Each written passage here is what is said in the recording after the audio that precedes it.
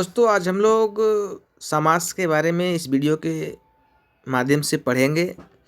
तो आज अब बिहार पुलिस का फॉर्म में भी समाज के बारे में एक दो क्वेश्चन पूछ ही देते हैं। तो अगर इस वीडियो को आप पूरा अंत तक देखेंगे तो आपके 2 नंबर जो हैं आपको अवश्य दिलाएंगे और 100% गारंटी है कि इस वीडियो को अगर आप देख लिए तो आपका 2 नंबर फिक्स है। तो हम लोग समाज के बारे में अध्ययन करते हैं आज। तो देखिए समाज किसे कहते हैं, समाज क्या है। सबसे पहले हम लोग इसे के बारे में जानेंगे। तो बोल रहा है 2 या 2 से अधिक शब्दों को मिलने से बने शब्द को सामासिक पद या समास कहते हैं। जब 2 या 2 से अधिक शब्द मिले एक साथ तो उससे जो बनते हैं जो शब्द उसे क्या कहते हैं, सामासिक पद या तो समास कहते हैं। तो इस प्रकार से समास जो है आपको 6 प्रकार के होते हैं। समास कितने प्रकार के होते हैं? 6 प्रकार के। तो पहला है अव्ययी भाव समास। पहले अव्ययी भाव समास के बारे में हम लोग पढ़ लेंगे कि इसे कैसे पहचानेंगे कि ये अव्ययी भाव समास का पद है। तो इसे हम बारीकी से समझेंगे। देखिए क्या कह रहा है, ये बोल रहा है जिस सामासिक पद शब्द में प्रथम पद प्रधान हो, जो प्रथम वाला पद होगा वो प्रधान होना चाहिए, मुख्य होना चाहिए, और पूरा पद अव्यय हो, उसे अव्ययी भाव समास कहते हैं। प्रथम पद देखिए इसमें बोल रहा है यथाशक्ति, बोल रहा है यथाशक्ति, इसका मतलब होता है शक्ति के अनुसार। इसका पहला जो पद है यथा है, शक्ति तो है लेकिन कैसा है, यथा है, यानी शक्ति के अनुसार होना चाहिए ये सब। तो इस प्रकार से यथा यहाँ पे इम्पोर्टेंट है, प्रधान है, इसीलिए इसे कहा गया है अव्ययी भाव समास। प्रथम पदे प्रधाने अव्ययी भाव समास कहलाता है। इस प्रकार से यथा शीघ्र, तो शीघ्रता तो है, शीघ्र लेकिन यथाशीघ्र यानी जल्दी से। सपरिवार, परिवार के साथ, परिवार है लेकिन सब एक साथ है। सा आनंद यानी आनंद के सहित, आनंद के सहित। और आजन्म, जन्म भर। इस प्रकार से हम लोग पहचानेंगे कि अव्ययी भाव समास किसे कहते हैं। तो अगला है हम लोगों का तत्पुरुष समास। क्या है? तत्पुरुष समास। तत्पुरुष समास के बारे में पढ़ेंगे। तो इसमें बोल रहा है जिस सामासिक शब्द में दूसरे पद की प्रधानता होती है, दूसरे पद की प्रधानता हो, पहला पद की उसमें था और इसमें तत्पुरुष समास में दूसरे पद की प्रधानता होती है, तथा विभक्ति चिन्ह जो है लुप्त हो जाता है। इसका विभक्ति जो चिन्ह है इसका वो क्या हो जाता है, लुप्त हो जाता है, उसे तत्पुरुष समास कहते हैं। जैसे यश प्राप्त, यश को प्राप्त हुआ, यश प्राप्त, यश तो हुआ लेकिन क्या हुआ, प्राप्त हुआ। इस प्रकार से दूसरा पद की प्रधानता इसमें दे रहा है। सुखप्रद, सुख को देने वाला, सुख है लेकिन देने वाला, तो सुख जो देता है उसको बोलते हैं सुख, सुखप्रद। जन्मांध, जैसे सुखप्रद वस्तुएं होती है कुछ कुछ, एसी कूलर होता है ना, इस प्रकार जो सुख देता है, सुख तो होता है लेकिन सुख देने वाला की बात कर रहा है। जन्मांध, अंधा होता है लेकिन जो जन्म से अंधा हो, इस प्रकार से हम इसे पहचाने। जल मग्न, जल से मग्न, इस प्रकार से ये सब जो है आपको तत्पुरुष समास में आता है। चलिए इस पर आपको अगले वीडियो में बहुत सारे क्वेश्चन को सोल्व करवाने के लिए मैं अलग वीडियो बनाऊंगा, तो पहले इसको आप लोग समझ लीजिए। अब देखिए कर्मधारय समास के बारे में हम लोग पढ़ते हैं। तो कर्मधारय समास क्या है इसके बारे में पढ़ेंगे।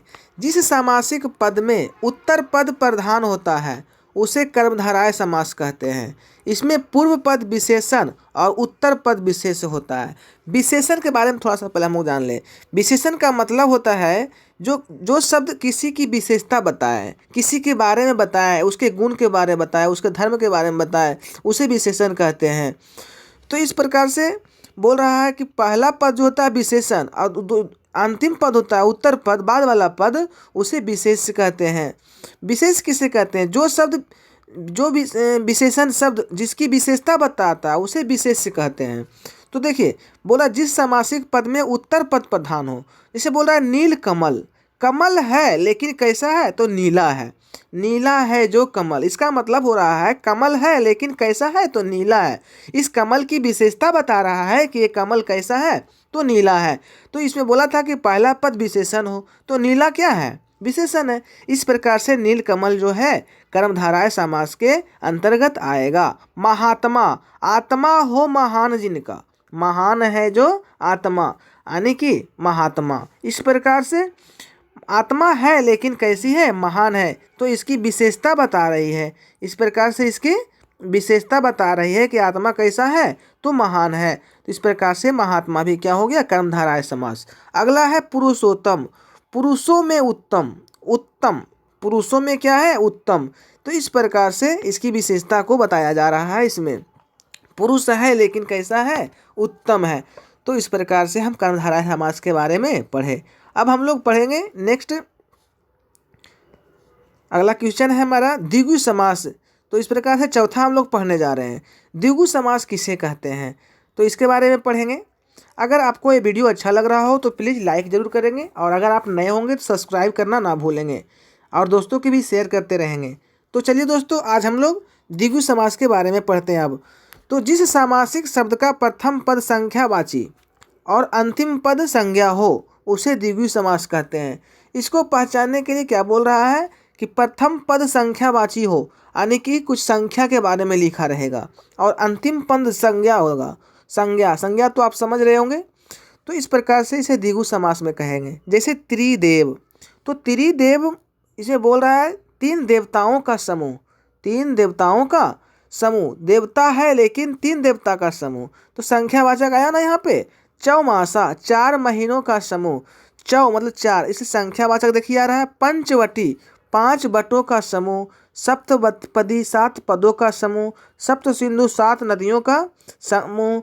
इस प्रकार से हम लोग संख्या के बारे में इसमें पढ़ रहे हैं। तो ये क्या हो जाएगा, द्विगु समास। तो अब हम लोग पढ़ेंगे नेक्स्ट क्वेश्चन की ओर चलते हैं, द्वंद्व समास।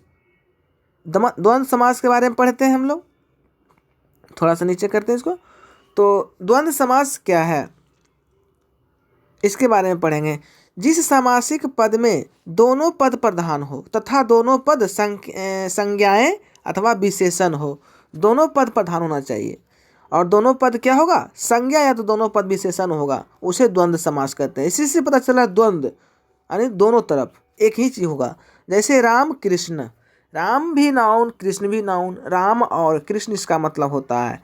तो इसमें दोनों पद प्रधान है। इसमें दाल रोटी, अगर दाल नहीं रहेगा तो रोटी मज़ा नहीं आएगा, रोटी रहेगा तो दाल नहीं रहेगा तो मज़ा नहीं आएगा। इस प्रकार से एक दूसरे पर दोनों निर्भर रहेगा। दाल रोटी जब भी आएगा दोनों एक साथ ही आएगा। कंद मूल, पाप पुण्य, भला बुरा, इस प्रकार से जो भी शब्द आते हैं कंबाइंड वाले बहुत सारे शब्द हैं, तो इसे द्वंद्व समास के नाम से जानते हैं। चलिए अगला है बहुव्रीहि समास। तो इसके बारे में पढ़ लेते हैं। बहुव्रीहि समास, इस सामासिक पद में कोई भी शब्द प्रधान नहीं होता है, बल्कि दोनों शब्द मिलकर एक नया अर्थ प्रकट करता है। जैसे नीलकंठ, नीला है कंठ जिनका, अर्थात शिव।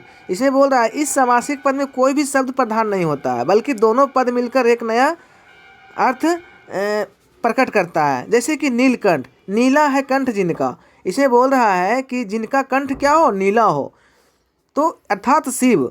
इसमें देखिए नीलकंठ तो बोल रहा है, लेकिन इसके बाद आ रहा है नीला हो कंठ जिनका, इसका दूसरा अर्थ दे रहा है कि अर्थात शिव। चक्रपाणि, चक्र है हाथ में जिनके, अर्थात विष्णु। देखिए चक्रपाणि बोला लेकिन इसका अर्थ क्या दिया, विष्णु। इस प्रकार से शब्द कुछ है और अर्थ कुछ और दे रहा है। तो इस प्रकार से हम लोग समास खत्म कर लिए। अब चलते हैं थोड़ा सा इसके बारे में शॉर्ट में अध्ययन कर लेते हैं। जिस समास में पूर्व पद प्रधान हो उसे अव्ययी भाव समास कहते हैं। जिस समास में उत्तर पद प्रधान हो उसे तत्पुरुष समास कहते हैं। और जिस समास में दोनों खंड प्रधान हो द्वंद्व समास कहते हैं। जिस समास में दोनों खंड प्रधान ना हो उसे बहुव्रीहि समास कहते हैं। इस प्रकार से समास खत्म हुआ। अब इसके ऊपर हम लोग अगले वीडियो में क्वेश्चंस लेकर के आएंगे और सोल्व करेंगे। तो चलिए दोस्तों, जय हिंद जय